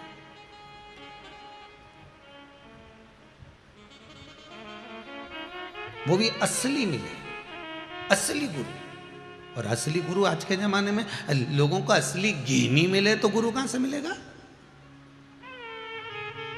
यहां तो किसी से कह दो साहब हमको 5 किलो असली घी चाहिए, जितना का भाव हो लगा उतना का लेके आएंगे हम, परंतु हमको असली चाहिए तो भी असली ढूंढने जाओ तो भी उसमें कहीं ना कहीं तो मिलावट हो ही जाए। असली घी नहीं मिले तो गुरु कहाँ से मिलेगा? होता है एक भैरू जी का ओटला, वहाँ पर बहुत सारे इतने बड़े बड़े पत्थर रखे, सब पे सिंदूर पूता, सब पे बरक लगी, सब पे माला चढ़ी। किसी ने पूछा, पढ़ा लिखा लड़का आया, उसने अपने पिताजी से पूछा, पिताजी बोले बोल बेटा ये कौन सा ओटला है, ये पेड़ के नीचे इतने सारे पत्थर, इस पे सिंदूर पुता, ये कौन है? तो पिताजी बोले बेटा ये अपने गांव के भैरू जी हैं। भैरू? हाँ चलो प्रणाम करो।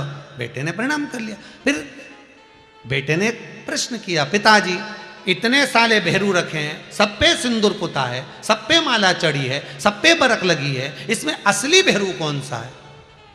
पिताजी भी सिर खुजाने लगे, इसमें असली कौन सा है? इतने बड़े बड़े बड़े बड़े पत्थर रखे हैं, सब पे सिंदूर पुता है, सब पे बरक लगा है, असली भैरू कौन सा? तो पिताजी बोले बेटा हमको तो नहीं मालूम, हमने जब से देखा नहीं इतना सारा भैरू देखा, पूरे पेड़ के नीचे इतने सारे होटले पे जो रखे नहीं, ढेर सारा भैरू रखे।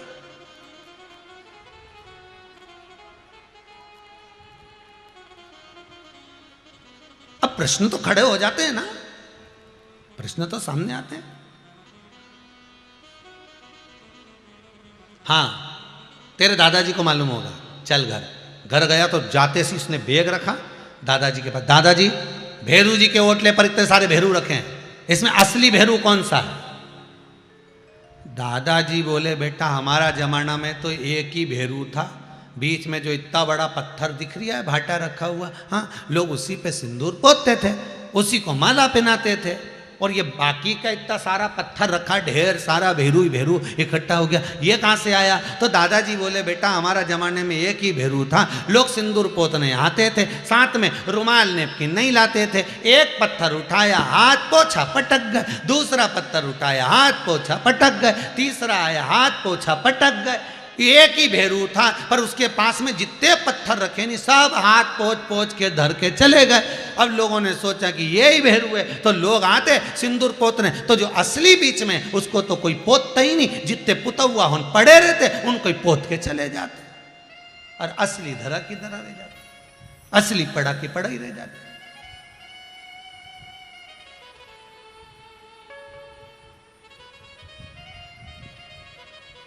असली भैरू कौन सा है?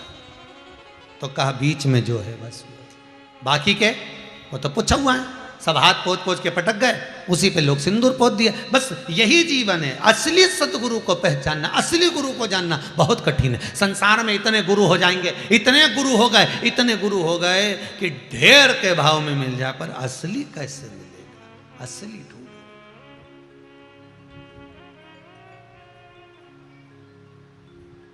असली गुरु कैसे मिलेगा?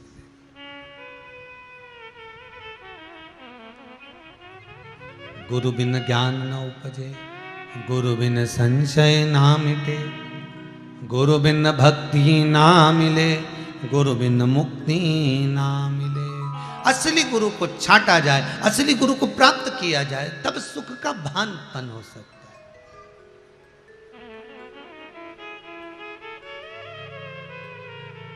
है। जाओ,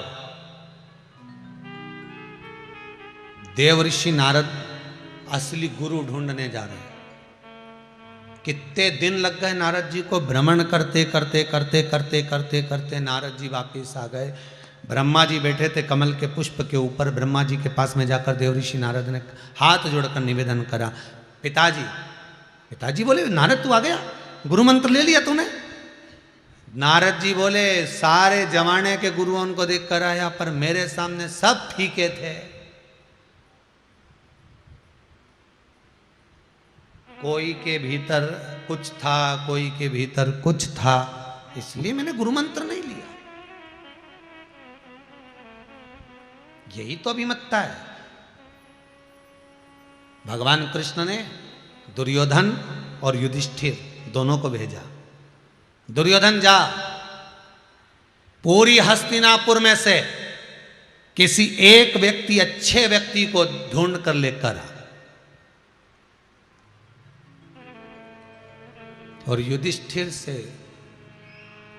भगवान कृष्ण ने कहा, पूरी हस्तिनापुर में से किसी एक बुरे व्यक्ति को ढूंढ कर लेकर आ। किसी एक बुरे व्यक्ति को ढूंढ कर लेकर आ। दुर्योधन अच्छा ढूंढने जा रहा है, युधिष्ठिर बुरा ढूंढने जा रहा है। कई दिनों तक ढूंढता रहा दुर्योधन, पर कोई अच्छा नहीं मिला। और युधिष्ठिर कई दिनों तक ढूंढता रहा, कोई बुरा नहीं मिला। कारण क्या था? दुर्योधन जितनों को देखता था उसमें कुछ ना कुछ बुराई ढूंढ लेता था, और युधिष्ठिर जितनों को देखता था उसमें कुछ ना कुछ अच्छा ही देख लेता था।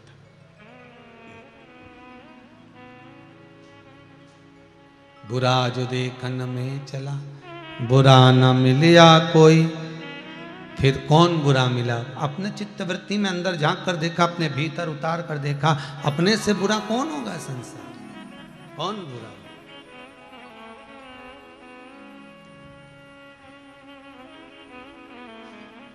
कौन बुरा? अच्छे को अच्छे मिलते, बुरे को सब बुरे मिलते। आप जैसा देखेंगे, आप जैसा प्राप्त करेंगे, वैसा मिल जाएगा। आपका स्वभाव जैसा होगा, सामने वाला व्यक्ति वैसा मिलते चले जाएगा।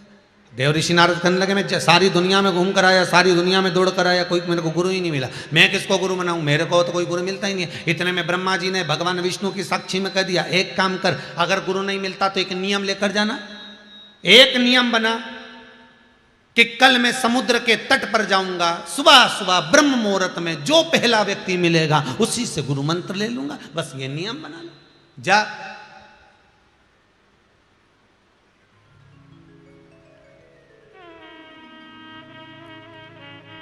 ब्रह्मा जी से नारद जी ने कहा, मतलब तुम चाहते हो कि मैं गुरु मंत्र लूं? देव ऋषि नारद भी किसी को गुरु बनाए? ये हो सकता है? क्यों नहीं हो सकता? नियम बना कि अगर तुझको कोई गुरु अच्छा लग ही नहीं रहा, तुझको कोई गुरु मिल ही नहीं रहा, तो नियम बना कर जा कि सवेरे ब्रह्म मुहूर्त में जो मुझे समुद्र के तट पर मिलेगा पहला व्यक्ति, उसी से गुरु मंत्र लूंगा। चले जा। अब ये सारी जो लीला थी, ये तो भगवान महाकाल राजा उज्जैनी नरेश, मेरा कालाधिपति महाकाल ही कर रहा था, सब लीला कर रहा था। गए देव ऋषि नारद, नियम लेकर गए, जो सुबह सबसे पहले मिलेगा उसी से गुरु मंत्र लूंगा। गए, आगे जाके एक बूढ़ा सा व्यक्ति मिल गया, बूढ़ा सा था, मछुआरा था, मछली पकड़ने वाला, बड़ा बुजुर्ग। वही मिला, हाथ कांप रहे थे, थर थर, काला सा स्वरूप था, लंबे लंबे बाल थे, दांत आगे के दो लंबे से निकले हुए थे, कानों में थोड़े कुंडल पड़े हुए थे, आंखें पूरी भयंकर हो रही थी चेहरे के साथ, और वही मिल गया। देव ऋषि नारद ने उनको देखा और देखते से हाथ जोड़कर कहा, आप मुझे पहचानते हो? अब ये बोलने की क्या जरूरत है कि पहचानते हो? तुम्हें तो मंत्र लेना ही नहीं। तुम्हें तो मंत्र से मतलब है, पर पहचानते हो तुम मुझको? वो बूढ़ा व्यक्ति बोला, हाँ मैं तुम्हें पहचानता हूं, तुम देवऋषि नारद जैसे दिख रहे हो, पर यह पक्का नहीं है कि तुम देवऋषि नारद हो। अब देखो असली गुरु मिल गया, अब भी इससे ही अहंकार तोड़ दिया, 2 मिनट नहीं लगे कि तुम देवऋषि नारद जैसे दिखते हो, पर यह गारंटी नहीं है कि तुम देवऋषि नारद हो। मतलब ये अहंकार टूट गया कि नारद, अब तेरे भीतर अहंकार था कि मैं देवऋषि नारद, मैं देवऋषि नारद, तो यह अभिमान तेरा अभी के अभी टूट गया, अभी के अभी गया।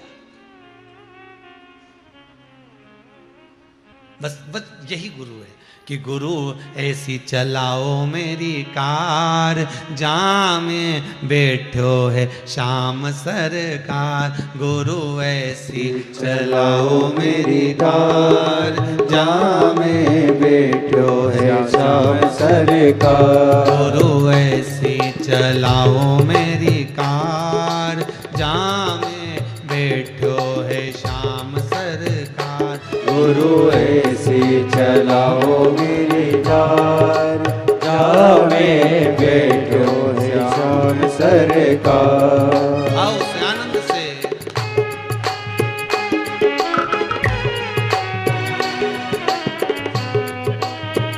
जय हो, जय हो।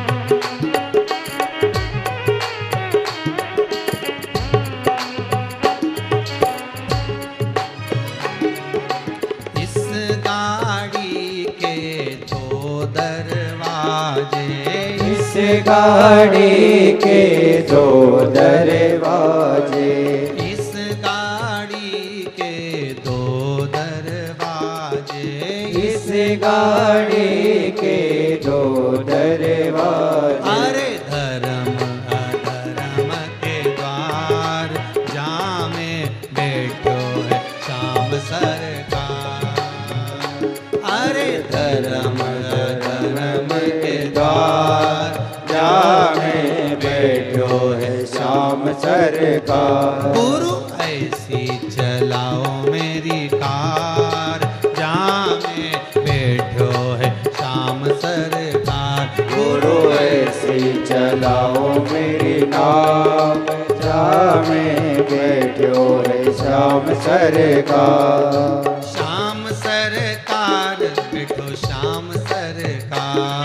ओ श्याम सरकार बैठो श्याम सरकार। ओ श्याम सरकार बैठो श्याम सरकार। श्याम सरकार बैठो श्याम सरकार। गुरु ऐसी चलाओ मेरी कार, जहाँ में बैठो है श्याम सरकार। गुरु ऐसी चलाओ मेरी कार, जहाँ में बैठो है श्याम सरकार। ओ गुरु ऐसी चलाओ मेरी कार, जहाँ में बैठो है श्याम सरकार। गुरु ऐसी चलाओ मेरी कार, जहाँ में बैठो है श्याम सरकार।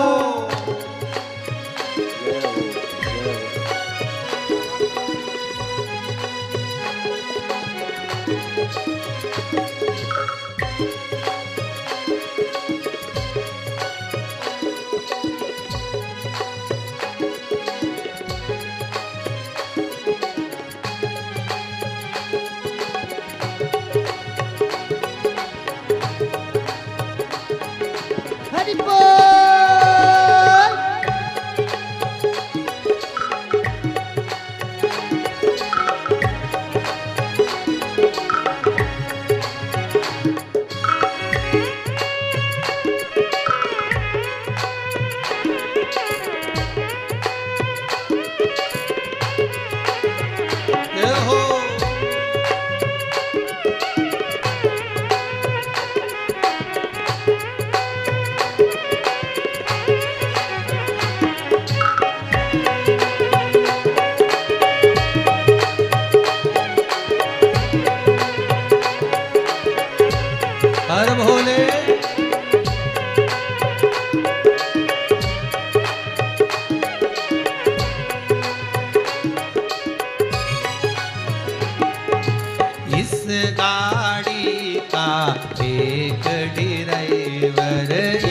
गाड़ी का एक ड्राइवर, ओ इस गाड़ी का एक ड्राइवर, इस गाड़ी का एक ड्राइवर। मेरी बुद्धि में बैठो सरकार, जहाँ में बैठो है शाम सरकार।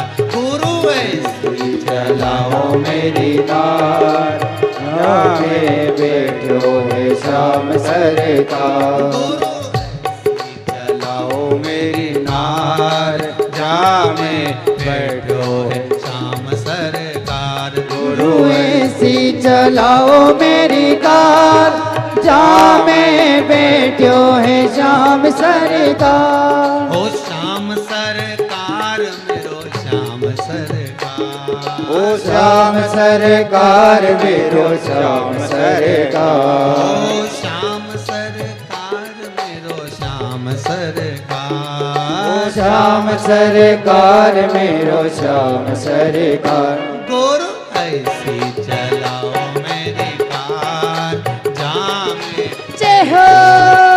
सरकार। गुरु ऐसी चलाओ मेरी कार, जहाँ में बैठो है श्याम सरकार। चलाओ मेरी कार, जहाँ में बैठो है शाम सरकार। गुरु ऐसी चलाओ मेरी कार, जहाँ में बैठो है श्याम सरकार।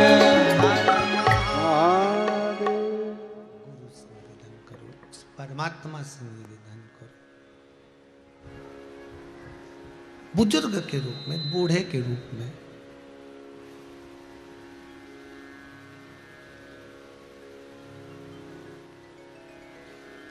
जरा सी देर में अहंकार गिरा दिया गया।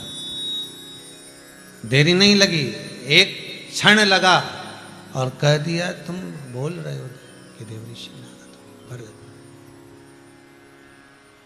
तुम लग जरूर रहे हो देवऋषि नारद जैसे, पर हमको नहीं लगता कि तुम देवऋषि नारद हो।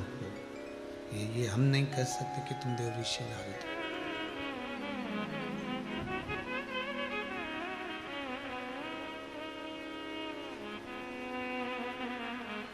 हमको नहीं लगता।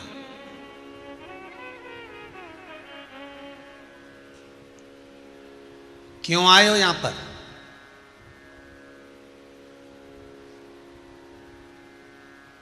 किस लिए आए हो?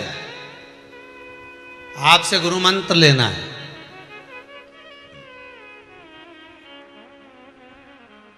बुजुर्ग व्यक्ति, बूढ़ा सा वो व्यक्ति कह रहा है कि आपको गुरु मंत्र लेना है। हाँ,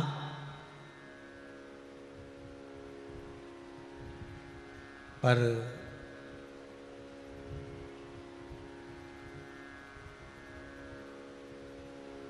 हमको तो कोई मंत्र आता ही नहीं है जो हम आपको दे दें।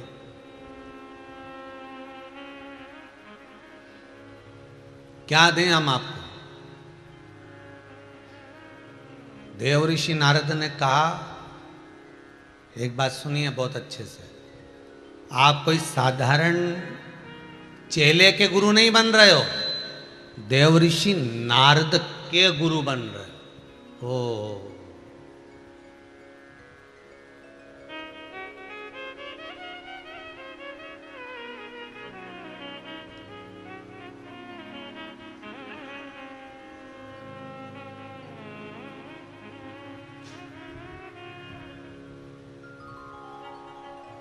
अच्छा एक बात बताना, बहुत सरल सी बात है। जितने लोग कथा सुन रहे हो आस्था पर, जितने मोबाइल पर सुन रहे हो, बहुत ध्यान से बताना,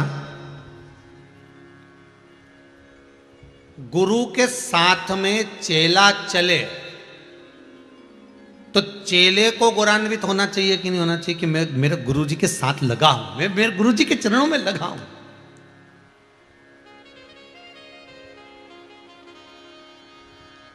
पर किसी मंत्री के साथ, किसी राजनेता के साथ, किसी धनपति करोड़पति के साथ में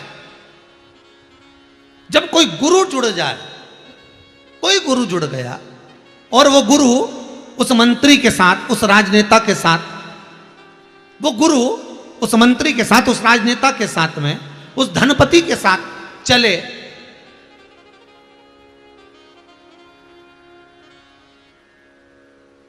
तब कोई कहेगा कि चेला गुरु से जुड़ा है? अरे बोलो जम के, कोई कहेगा? नहीं। लोग यही कहेंगे वो गुरु महाराज वो पैसे वाले से जुड़े हुए हैं, उन मंत्री जी से जुड़े हुए हैं, उन राजनेता से जुड़े हैं, उनसे जुड़े हुए हैं साहब, उनसे जुड़े हैं। पर चेले का गौरवान्वितता तब होती है जब गुरु से जुड़कर चले और नाम हो कि ये उस गुरु का चेला। गुरु की बदनामी तब होती है, गुरु का संबोधन जब समाप्त होता है जब लोग कहते हैं ये उन मंत्री जी से जुड़े हुए हैं और खूब उनको सपोर्ट करते हैं, खूब उनके लिए करते हैं। तब फिर वो गुरु का पद धीरे धीरे समाप्त हो गया। फिर गुरु का संबोधन नहीं रहा, फिर गुरु का संबोधन नहीं, फिर गुरु का पद नहीं।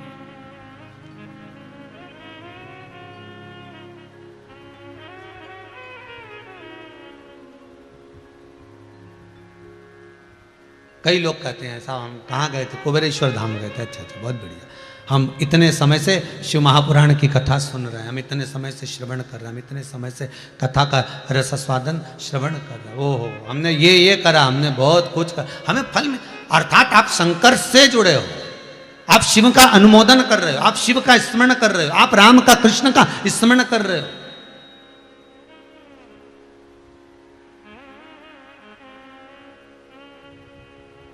एक बात पहले भी कही, आज फिर कहते हैं, दुनिया के लोगों को खुशी होती है मंत्री, राजनेता, अभिनेता के साथ फोटो खिंचवाने की। दुनिया के लोगों को खुशी होती है, पर जो कालों का काल, महाकाल का जो भगत होता है, शिव का जो भगत होता है, उसको खुशी नेता, मंत्री, अभिनेता के साथ फोटो खिंचवाने से नहीं होती। उसको खुशी देवादिदेव महादेव के साथ वो चित्रपट बनाने की होती है, उससे लगने की होती है कि वो महादेव, वो काल अधिपति, वो महाकाल राजा, वो कैलाशी, अविनाशी, वो शंकर मेरा है और मैं उसका हूं। ये उसकी प्रसन्नता होती है, ये उसका आनंद होता है।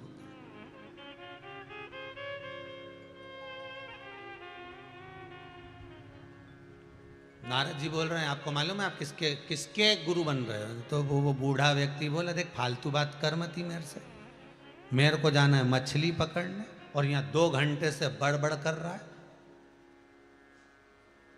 मेरे को कोई गुरु मंत्र आता नहीं है, जो आता होगा दे दूंगा। अब नारद जी संकल्प लेके आए कि जो पहला व्यक्ति मिलेगा उसी से मंत्र लेना। और बताओ, अभी तो नारद को इतना अहंकार था कि तुम पहचानते नहीं हो किसके गुरु बन रहे हो। तो इतने में उसने भी कह दिया, जो बढ़िया काला काला सा बेटा था, बड़ी बड़ी आँख का, बाल भी इतने बड़े, कपड़े भी अच्छे नहीं, वो तो मछुआरा था, मछली पकड़ने वाला, एक टोपी लगाया था ऊपर से और जाल हाथ में कंधे पर पड़ा हुआ था। और इतने में नारद जी ने बोला, तुम जानते नहीं हो कि तुम किसके गुरु बन रहे हो। इतने में गुरु जी ने भी कह दिया, फालतू की बात करें मती, टाइम बर्बाद करें मती, मेरे को नाव में बैठना है, मछली पकड़ने जाना, मुझे जाना है मछली पकड़ने के लिए, तो फालतू की बात कर मती। नारद जी ने कहा, बताओ, अपना तो भारी बेइज्जती कर दी। हम समझा रहे कि हमारे गुरु बन रहे हो।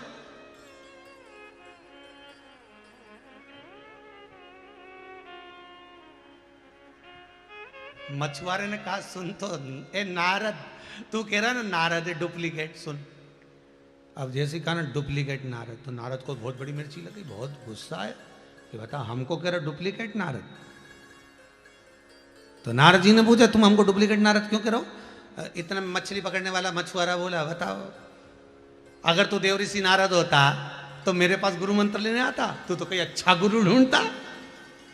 इतने में नारद जी बोले, दिक्कत तो यही तो है, मैं तो अच्छा गुरु ढूंढने गया था, पर मेरे भी किस्मत में तू ही लिखा था, ढूंढने तो बहुत गया, फिर मेरी भी किस्मत में तुम ही लिखे थे, इसीलिए तो कह रहा हूं डुप्लीकेट नारद। सुन नारद, देख भाई, मंत्र तो मैं दे दूंगा जो मेरे पास में है, पर एक बात और सुन ले अच्छे से, कल से तू मेरे पास में आए और आकर मेरा फोटो मांगे, आके मेरा फोटो मांगे।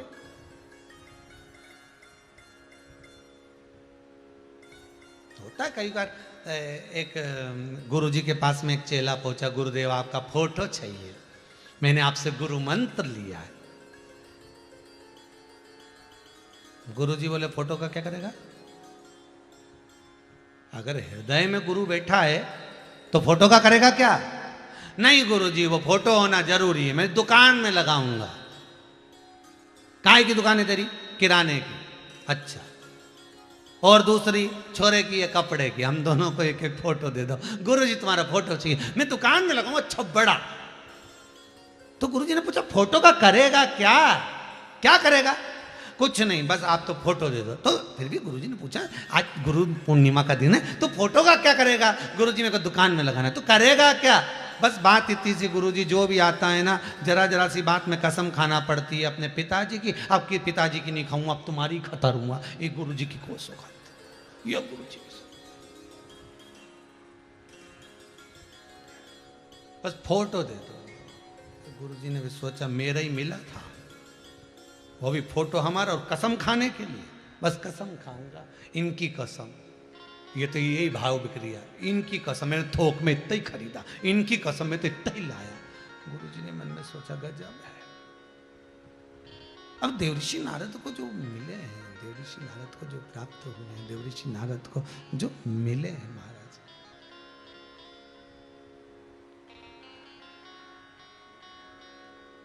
देख भाई, अभी तो तू थोड़ी देर बाद फोटो मांग लेगा मेरा कि मुझे फोटो दो। नारद जी ने मुस्कुरा के कहा, तुम्हारा फोटो ले जाके करूंगा क्या? तुम्हारा फोटो ले जाके क्या करूंगा? ठीक है। तो इतने में मछुआरा बोला, आज नहीं तो कल, कल नहीं तो परसों, जिंदगी अभी तो जरूरत पड़ेगी गुरु के फोटो की या गुरु की। कभी तो जरूरत पड़ेगी।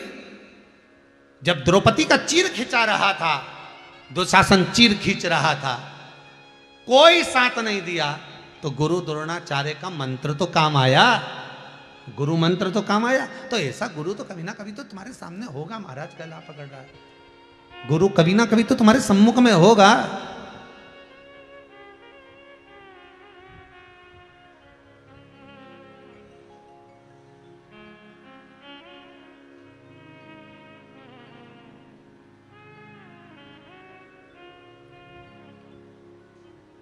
आप तो मंत्र दे दो। बूढ़े व्यक्ति ने मंत्र दे दिया। कौन सा मंत्र दिया? कौन सा मंत्र दिया?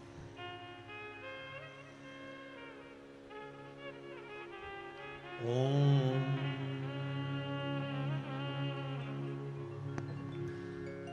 हरि ओम।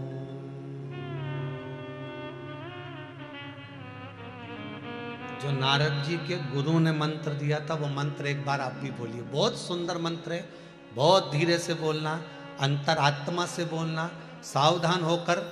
एक मछुआरा जो मंत्र दे रहा है नारद जी को, उसको 5 बार उच्चारण सभी करो। ओम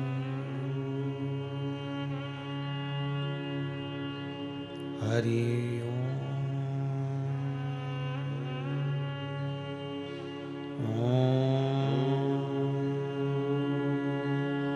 हरि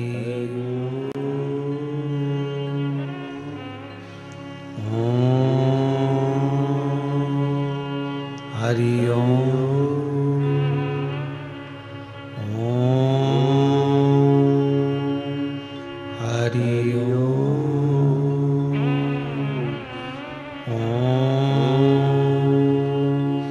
हरि 5 बार नारद जी के कानों में मंत्र दिया। नारद जी मंत्र लेकर सीधे पहुंच गए देवलोक में। सभा फिर लगी हुई थी। देवऋषि नारद जैसे ही आए, आते से ही देवऋषि नारद को देखा। देखते ही सबने पूछा, नारद जी गुरु मंत्र हो गया? हो, मंत्र मिल गया? हो।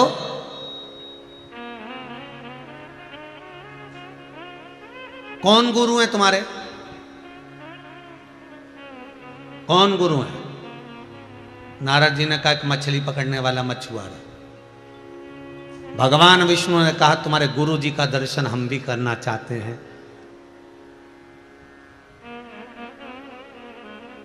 वो साधारण गुरु नहीं हो सकता जो देवऋषि नारद को मंत्र दिया है। ऐसे गुरु को प्रणाम हम भी करना चाहते हैं। नारद जाओ अपने गुरु को लेकर आओ। और उसने कह दिया था थोड़ी देर बाद फोटो मांगने आ जाएगा। गुरु गुरु होता है, सब जानता है। उसने कह दिया थोड़ी देर बाद आएगा और फोटो लेके जाएगा। जाओ तुम्हारे गुरु का दर्शन करना है, लेकर आओ। अब नारद जी जैसे ही घाट पे पहुंचे, समुद्र के तट पे पहुंचे तो गुरु गायब था। तो नारद जी को लगा मछली पकड़ने गया होगा तो यहीं बैठ जाता। 1 दिन 2 दिन 3 दिन। नारद पुराण कहती है कि नारद जी महाराज को कई वर्ष लग गए थे केवल उस गुरु को ढूंढने में, उस घाट पर। कई वर्ष।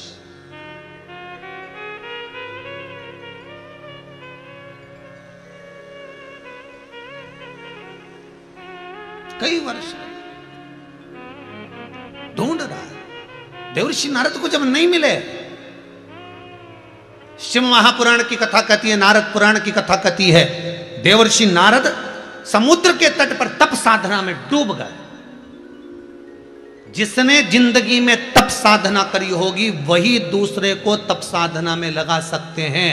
और यह प्रसंग शिव महापुराण में आता है। जिस समय चंद्रदेव को क्षय रोग हो गया, चंद्रमा की सारी काया क्षय होने लगी, गिरने लगी, उसको श्राप लग गया दक्ष प्रजापति का कि तुम रोहिणी के प्रति प्रेम ज्यादा रखते हो, बाकी की धर्म पत्नियों को नहीं देखते, तुम्हें काया का अभिमान है, तुम्हारी काया छिन्न होगी, तुम्हारी काया बेकार होगी, तुम्हारी काया टपक टपक कर नीचे गिरेगी। जब चंद्रदेव की काया जमीन पर टपक टपक कर गिरने लगी, तब चंद्र रोते हुए सब दूर घूम कर आए, कोई नहीं साथ दिया। तब चंद्रदेव देवर्षि नारद के पास में गए और नारद जी से पूछा मैं क्या करूं? तो जिसने तप साधना करी थी उसी तप साधना का बल था।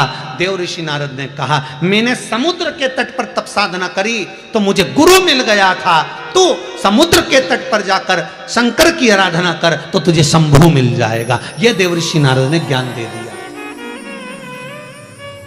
यह देवर्षि नारद का ज्ञान तत्व था। यह देवर्षि नारद ने प्रदान कर दिया, तुम्हें मिल जाएगा। जाओ तुम्हें प्राप्त हो जाएगा, जाइए ढूंढिए। जितने तप करा होगा, जितने साधना करी होगी, जिसने भजन करा होगा, जिसने कीर्तन करा होगा, ध्यान देना, मीठा खाने वाला स्वाद बता सकता है, बहुत अच्छा बना है साहब, गुलाब जामुन बहुत जोरदार है, पर चाशनी थोड़ी सी कड़ली हो गई ना, दांत में चिपक गई। स्वाद बताने वाला बता देगा, गुड़ खाने वाला, शक्कर खाने वाला, रसगुल्ला खाने वाला, इमरती खाने वाला स्वाद बता देगा, पर खाना आपको भी पड़ेगा। तो चंद्रदेव से कहा कि भजन करोगे तो शिव मिलेगा, मैंने तप साधना करी तो मुझे गुरु मिल गया, तुम तप साधना करोगे तो तुम्हें भगवान जरूर मिलेगा। और चंद्रदेव ने तप साधना करी तो काया का रोग मिटा, सोमनाथ जी महाराज विराजमान हो, सोमेश्वर महादेव। ये देवर्षि नारद ने चंद्र को बताया, चंद्र ने तप करा तो शंकर मिलेगा। ये तप साधना, ये तप साधना थी। जो तप करने लगे नारद जी महाराज, इतनी तप भक्ति में डूब गए कि उस साधना में डूबे डूबे नारद जी को डूबे कई समय हो गया। तब शंकर रूप में वही मछुआरा सामने आ गया, वही मछुआरा। और मछुआरे ने नारद जी को हिलाया, नारद जी हिले ही नहीं। तब नारद जी के ऊपर समुद्र का जल डाल दिया। तब नारद जी उठे और उठकर नारद जी की आंख में आंसू भरे थे। गुरु के चरण पहली बार नारद ने पकड़े थे। गुरु मंत्र लिया तब भी नहीं पकड़े कि मैं देवर्षि नारद इस मछुआरे के पांव पकड़ूंगा।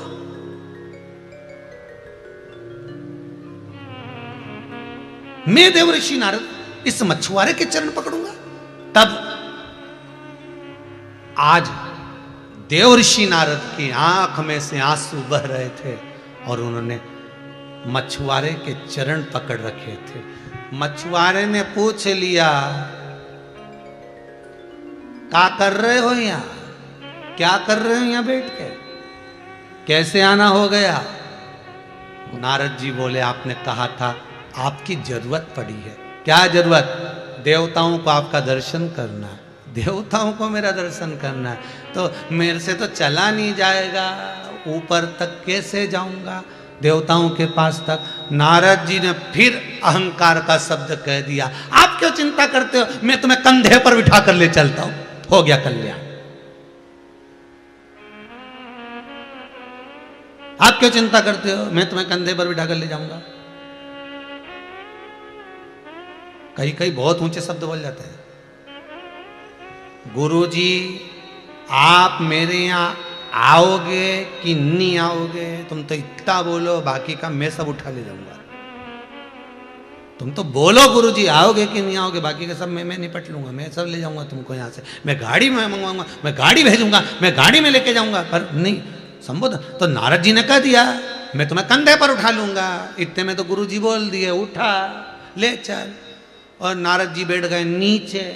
जब नारद जी बैठे नीचे और बैठे नारद नीचे, बीणा करताल सब एक और, उनके कंधे पे बैठ गए बूढ़े मछुआरा। जो कंधे पे बैठा, नारद जी बालू रेत में, समुद्र की रेत में धसते गए धसते गए धसते गए, इतने रह गए, इतने रह गए, धसते चले गए धसते चले गए, इतने रह गए। थोड़ी तक रेत आ गई, नारद जी के मर जाऊंगा, गुरुजी बचा लो। उठाया, खींचा गुरुजी ने, नारद चल। नारद जैसे ही लेकर देवताओं के पास में सभा में अपने गुरु को लेकर पहुंचे, 33 कोटि देवता खड़े हो गए, सबने साष्टांग दंडवत करा, क्योंकि ये कोई दूसरा नहीं था, ये मेरा देव अधिदेव महादेव था, जिसकी शरण में नारद पड़ा था। ये कोई साधारण गुरु नहीं है, ये कोई सिंपल गुरु नहीं है, ये काल अधिपति, कालों का काल महाकाल था।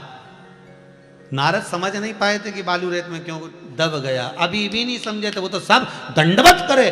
तब भगवान विष्णु ने जब देखा कि मेरे महादेव आए हैं, खुशियां मना रहे, आनंद मना रहे, आज मछुआरे का रूप रख कर आ गए। संसार का कोई भी गुरु हो, चाहे किसी भी संप्रदाय का हो, चाहे रामानुज हो, चाहे वल्लभ कुल का हो, चाहे निम्बार्की हो, किसी भी कुल का गुरु हो, शिव महापुराण नारद पुराण में स्पष्ट कहा गया, गुरु किसी भी संप्रदाय का होगा, पर गुरु हमेशा महादेव का स्वरूप ही होगा, महादेव का रूप ही होगा, गुरु किसी भी संप्रदाय